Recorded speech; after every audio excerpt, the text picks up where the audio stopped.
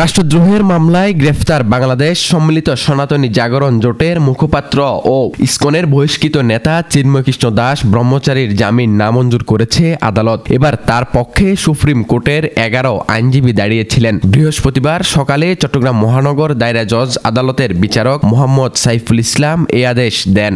এ বিষয়ে চট্টগ্রাম মহানগর দায়রা জজ আদালতের সহকারী পাবলিক প্রসিকিউটর মোহাম্মদ রায়হানুল ওয়াজেদ চৌধুরী বলেন, কোতোয়ালি থানায় রাষ্ট্রদ্রোহের মামলায় আসামি চিন্ময় কৃষ্ণ দাসের জামিন আবেদন নামঞ্জুর করেছে আদালত। এদিকে চিন্ময়ের জামিন শুনানিকে কেন্দ্র করে সকাল থেকে আদালত প্রাঙ্গণে কঠোর নিরাপত্তা জোরদার করা হয়েছে। আইনজীবী, আদালতের কর্মকর্তা কর্মচারী ছাড়া বাইরের কাউকে আদালত ভবনে প্রবেশ করতে দেয়নি আইন শৃঙ্খলা বাহিনী। এ বিষয়ে চট্টগ্রাম জেলা আইনজীবী সমিতির সভাপতি মোহাম্মদ নাজিমুদ্দিন চৌধুরী বলেন, জামিন শুনানিতে রাষ্ট্রপক্ষ আপত্তি জানিয়েছে।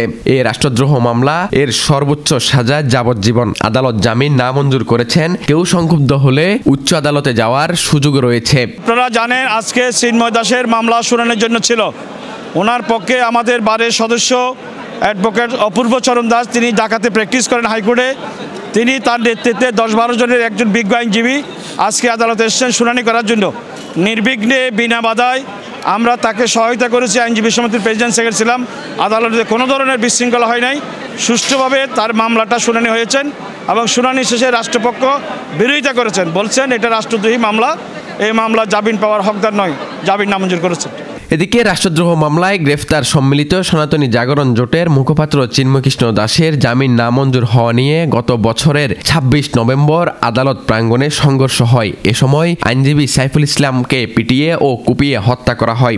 রাষ্ট্রদ্রোহ মামলায় জামিন নামঞ্জুর হওয়ার পর চিন্ময় কৃষ্ণ দাসকে ওই দিনই কারাগারে নিয়ে যাওয়া হয়। পরদিন জামিন শুনানির দিন ধার্য থাকলেও আইনজীবী হত্যার প্রতিবাদে কর্মবিরতির ডাক দিলে আদালতের কার্যক্রম বন্ধ থাকে। পরে আদালত 3 ডিসেম্বর শুনানির দিন ধার্য রাখেন। সেদিন চিন্ময়ের কোনো আইনজীবী উপস্থিত না থাকায় আদালত 2 জানুয়ারি পরবর্তী দিন ধার্য রাখেন। এরপর সুপ্রিম কোর্টের আইনজীবী ও বাংলাদেশ মাইনরিটি ওয়াচের সভাপতি রবীন্দ্র ঘোষ জামিন আবেদনের শুনানি করতে আবেদন করেন গত 11 ডিসেম্বর, কিন্তু তার কাছে ওকালতনামা না থাকায় সেদিনও শুনানি হয়নি।